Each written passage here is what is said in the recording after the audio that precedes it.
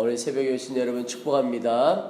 우리 개인의 삶을 향한 하나님의 뜻이 이루어지도록 기도하시고, 또 우리 교회 이전을 비롯해서 우리 교회가 주께서 기뻐하시는 교회가 되어지도록 여러분 계속 기도해 주시기를 부탁을 드립니다. 오늘 우리가 읽었던 본문은 이제 사도 바울이 고린도 교회, 고린도 성도들을 향하여 마지막으로 당부하고 또 안부를 전하는 말씀의 부분입니다. 혼란의 시대를 살아가고 있는 고린도 교회 성도들에게 어떻게 예수 그리스도에 대한 믿음을 지켜갈 수 있을까, 어떻게 하면 올바르게 흔들리지 않고 신앙생활을 할 수 있을까 하는 것에 대한 마지막 당부를 하는 부분이 있습니다. 오늘 말씀 한 구절 한 구절 다 주신 은혜가 많지만 오늘 시간 관계상 한 두어 구절만 함께 살펴보도록 하겠습니다. 제일 먼저 사도 바울이 우리 고린도 교회 성도들에게 부탁하는 것이 13절입니다. 깨어 믿음에 굳게 서서 남자답게 강건하라, 이렇게 권면하고 있습니다. 여기 이 13절의 이 말씀을 우리 세번역에서는 하나하나 끊어서 이렇게 표현하고 있습니다. 깨어 있으십시오. 믿음에 굳게 서 있으십시오. 용감하십시오. 힘을 내십시오. 이렇게 표현하고 있습니다. 네, 여러분, 이 구절 하나하나가 오늘 우리에게 주시는 도전이 참 큽니다. 먼저 혼란의 시대, 어두운 시대에 어떻게 살아가야 되나 깨어 있으라는 겁니다. 이 시대 이단이 아주 난무하던 시기였습니다. 또 거짓 진리가 난무하던 시대였습니다. 그래서 이때 진짜 예수님을 믿는다는 게 무엇인지, 또 부활에 대해서 의심하는 사람들도 심지어 교회 안에까지 흘러와 있었던 상황입니다. 굉장히 어두운 시대라고도 말할 수 있고 혼란스러운 시대라고도 말할 수 있죠. 근데 그때 사도 바울이 제일 먼저 고린도 성도들에게 권면한 것이 깨어 있으라, 이렇게 말씀하고 있습니다. 여러분, 깨어 있는다는 것이 도대체 무슨 뜻인가? 비유를 하자면 이렇게 할 수가 있습니다. 군인들이 경계를 서고 있는 모습, 이것이 바로 깨어있는 모습이라고 하는 겁니다. 여러분, 혹시 그런 이야기 들어보셨습니까? 작전에 실패한 지휘관은 용서받을 수 있어도 경계에 실패한 지휘관은 용서받을 수 없다, 이런 이야기가 있습니다. 저도 군에 있을 때 아주 높은 지휘관이 새로 오면 꼭 새로 오시는 첫날 밤에, 그 야밤에 이 병사들이 경계 근무를 잘 서고 있는지 영내를 이 지휘관께서 한 바퀴 쫙 도는 연례 행사처럼, 그래서 특별히 그날은 더 긴장하고 있어야죠. 이런 게 깨어있다라고 하는 것입니다. 어려운 나라들 다 마찬가지죠. 아주 그 나라가 가지고 있을 수 있는 최첨단 기기들, 모든 방법을 사용해서 상대방, 적국을 감시하죠. 경계하는 거죠. 그래서 보면 상대방 나라를 비추는 어떤 카메라든지 위성이라든지 이런 기구들 멈추는 시간이 없죠. 자지 않고 깨어 있는 것이죠. 이게 바로 깨어 있다라고 하는 겁니다. 경계가 그만큼 중요하다는 이야기가 바로 경계에 실패하면 안 된다 하는 이야기죠. 그 말은 우리가 영적으로도 깨어 있는 것이 이렇게 중요하다는 것입니다. 왜 그렇죠? 깨어 있지 않으면 쓰러지고 넘어지고 한순간에 휩쓸려 가게 된다는 겁니다. 내가 지금 서 있고 내가 가려고 하는 곳이 지금 생명의 길인지 사망의 길인지 깨어 있으면 알지를 못하는 것입니다. 도대체 이 마지막의 끝이 무엇이 올 것이냐? 깨어 있어야 돌이키기라도 할 수 있고 제대로 된 생명의 길이라도 갈 수가 있게 되는 거죠. 여러분, 특별히 이 시대에 정말 잘 깨어 있어야 할 것이, 보면 대중문화라고 할 수 있는 것들, 또는 예술이나 인권이라는 이야기로 얼마나 죄가 우리들 가운데 파고 들어오는지 모릅니다. 벌써 미디어에만 보아도 여러 가지 죄들을 미화하는 모습들을 볼 수가 있습니다. 굉장히 그냥 그것 아무 생각 없이 보다 보면 나 괜찮구나, 남자와 남자가 사귀고 여자와 여자가 사귀고 이런 것 괜찮구나, 이렇게 넘어가게 되는 겁니다. 또 예술이라든지 인권이라든지 이런 것들, 그렇지, 겉으로 보기에는 괜찮아 보여. 근데 그 뒤에 묘하게 죄를 죄로 인정하지 않는 모습들이 숨어 있다는 겁니다. 근데 깨어 있어야 이게 지금 심각한 문제구나 알 수가 있는 것이죠. 여러분, 오늘 사도 바울이 제일 먼저 권면하는 것이 우리 가운데도 있기를 원합니다.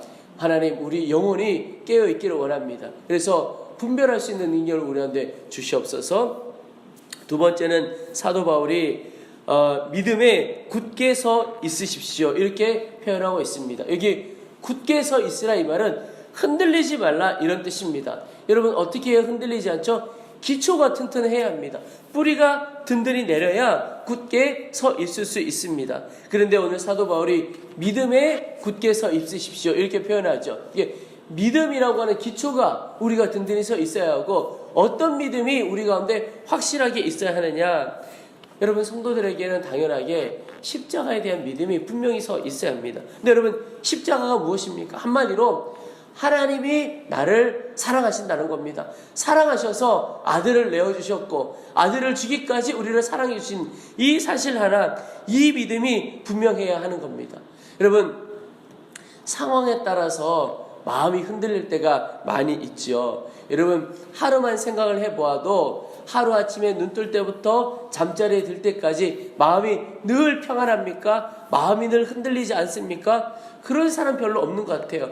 하루 중에 사람에 따라서 좀 많이 평안한 사람, 흔들리지 않는 사람이 있는 반면에 늘 오르락내리락 하는 사람도 있겠지만 차이는 조금 있겠지만 대부분의 사람들이 하루를 살아가면서도 24시간, 그 중에 뭐 잠자는 시간 빼면 더 줄어들죠.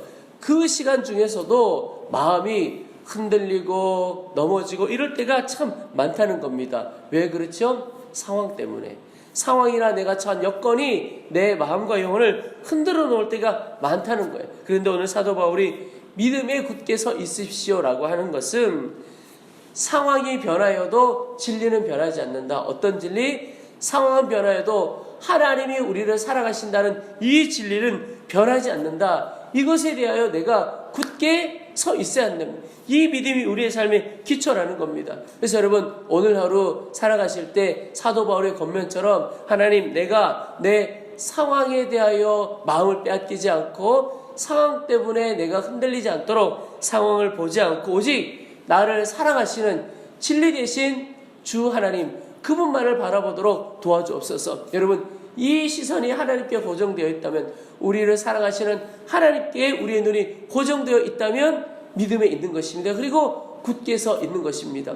여러분 이제는 흔들리지 않고 굳게 서 있게 되기를 축복합니다. 우리 귀에 들려오는 어떤 말 또 우리가 보게 되는 어떤 상황들 눈과 귀 육신으로 느껴지는 이런 것들에 의하여 흔들리지 않고 영적인 분명한 진리 하나님이 나를 사랑하신다. 이 진리 위에 굳게 서 있기를 축복합니다.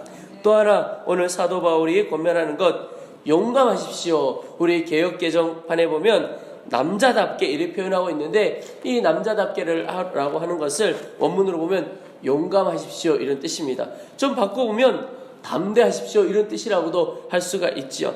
여러분 이 담대함은 어디에서 오는 것이죠? 담대함은 하나님께서 우리의 아버지가 되시는데 우리를 사랑하시는 그분이 나와 함께 하신다는 사실, 이 사실로부터 또한 담대함이 나오는 것입니다.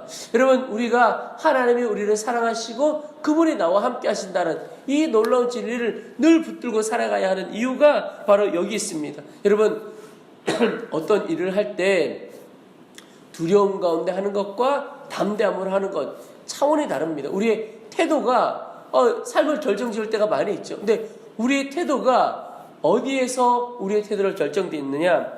주님이 나와 함께 하신다. 시편 23편 4절에 보면 내가 사망의 음침한 골짜기로 다닐지라도 해를 두려워하지 않을 것은 주께서 나와 함께 하심이라.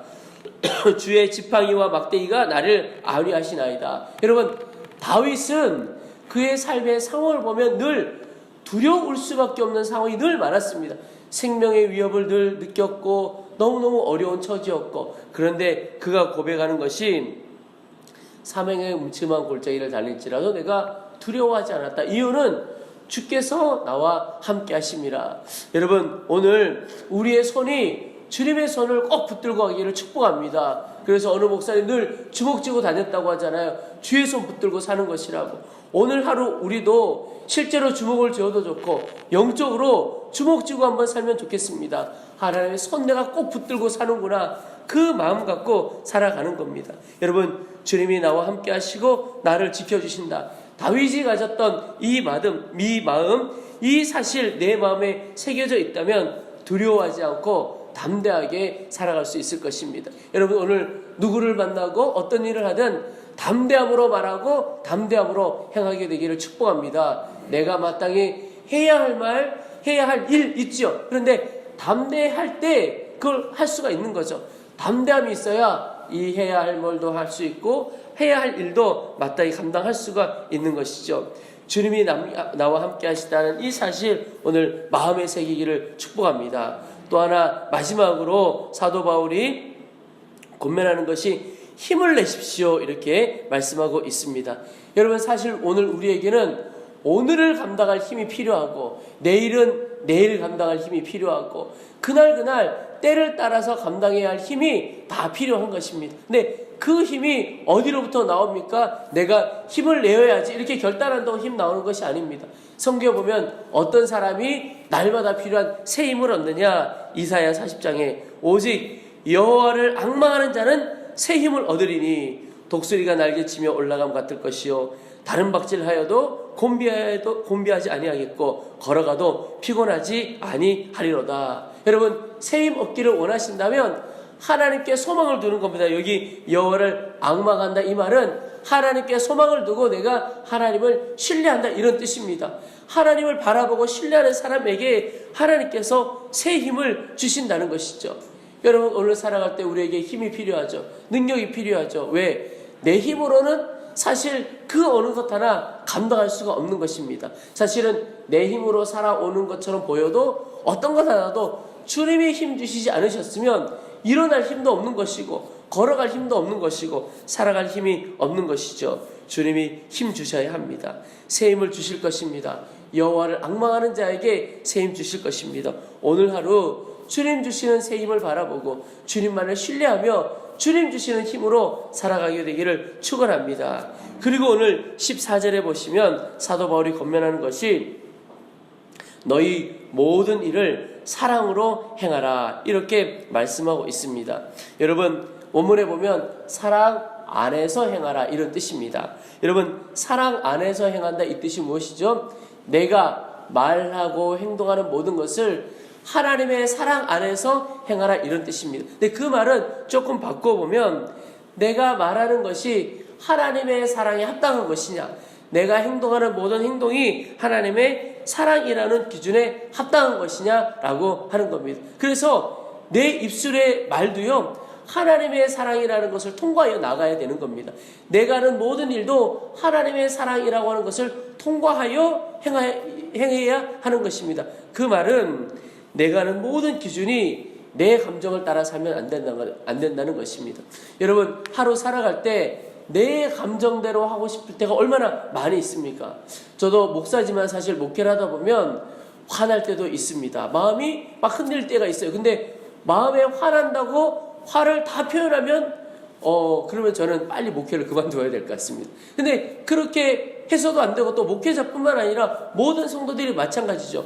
내 육신의 감정대로 육신의 소욕대로 살면 아마 그 사람은 그냥 빨리 무인도로 가는 게 나을 것 같습니다. 관계도 맺어갈 수도 없고 그 사람의 삶에 하나님의 역사도 있을 수가 없죠. 근데 어떤 기준이 필요하느냐? 하나님의 사랑, 그 사랑 안에서 살아가는 겁니다. 여러분 내가 내 능력이나 내 상황에 맞추어서 행하지는 않습니까? 내 감정에 따라 행하지는 않습니까? 그렇게 할 것이 아니라는 겁니다. 그저 나는 이것이 하나님의 사랑인가 그거 점검하고 그리고는 행하는 거예요. 그러면 그 나중 이유는 열매는 결과는 하나님이 책임져 주시는 겁니다. 우리 예수님의 인생을 보면 예수님이 살아오셨던 모든 것을 보면 기준이 사랑입니다. 내가 사느냐 죽느냐 이것도 아니었고 누군가를 어떻게 하느냐 뭐 이런 기준 다른 것 기준 하나 없고 오직 이것이 사랑인 것이냐 그 길 하나로 주님이 가신 거죠. 그래서 그 마지막이 십자가 되었고 우리의 눈에 보기에 그때 세상 사람들 눈에 보기에는 완전한 실패 같고 처절한 실패 같아 보였지만 완벽한 승리를 그 십자가를 통해서 보여주신 것이죠. 하나님의 사랑이라고 하는 것에서 기준을 삼고 나아갈 때 하나님의 큰 역사가 예수님을 통하여 일어났던 것처럼 여러분 오늘 하루도 오직 예수님의 사랑 안에서 사랑의 기준이 되어 살아갈 수 있게 되기를 주님의 이름으로 축원합니다. 오늘은 13절, 14절 말씀만 붙들고 기도하는 시간 되기를 원합니다. 13절, 14절 다시 한번 보겠습니다. 깨어 믿음에 굳게 서서 남자답게 강건하라. 다른 말로 하면 깨어 있으십시오. 믿음에 굳게 서 있으십시오. 용감하십시오. 힘을 내십시오. 그리고 너희 모든 일을 사랑으로 행하라. 하나님, 오늘도 모든 일을 이렇게 감당하기를 원합니다. 깨어 분별하는 자가 되어지게 도와주시고 믿음 가운데 우리를 사랑하시는 주님, 그 진리 가운데 굳게 서 있게 도와주시고 우리와 함께 하시는 주님으로 인하여 담대하고 용감하게 하시고 주님을 앙망하고 사모함으로 늘 새 힘을 얻는 자 되어지게 도와주시고 우리의 모든 일을 주의 사랑 기준 삼아 살아가는 하루 되어지도록 도와주시옵소서. 우리 이 주신 말씀을 붙들고 우리 주의 이름을 한번 부르고 간절한 마음으로 합심하여 기도하고, 그리고 오늘 우리의 개인적인 기도 제목 또 우리의 교회를 향한 기도의 제목을 붙들고 하나님 앞에 기도하는 시간을 갖겠습니다. 우리의 주의 이름을 한번 부르고 함께 간절한 마음으로 기도하겠습니다.